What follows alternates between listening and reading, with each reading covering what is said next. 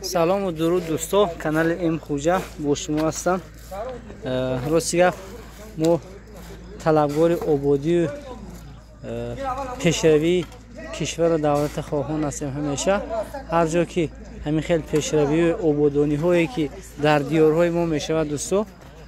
ما هم خیلی نوار میکنیم، پیشکش شما دوستو میکنیم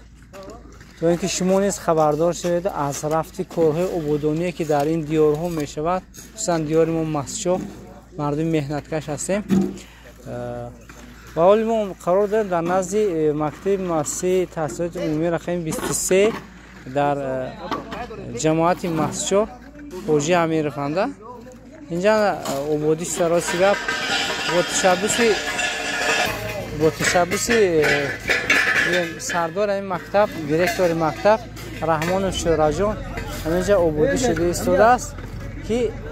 البته سعی تلاش هر یک کارگر همینجایی که همین معلم و استادان برای بهبودی جامعه، برای نسل نورس آبادی میخوام که نسل نورس ما آینده کشور ما هست و همون خاطر رحمان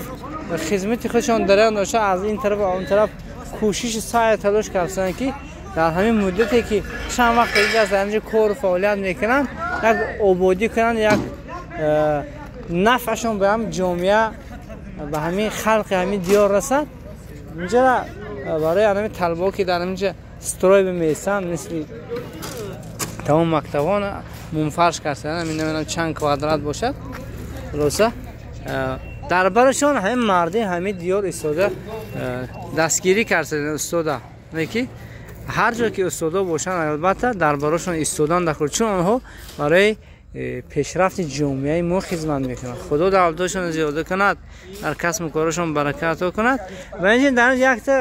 تالار ورزشی هم ساخته ایستادن. اگر رفته اونجا هم برای شما یک نشان میدیم تا اینکه شما فهمید که سعی کوشش تلاشی که شما کردید تا اینکه یک برای فرزنده برای همین جامعهتون یک چیزهای زمانوی شود که تالارهای ورزشی و دیگر چیزها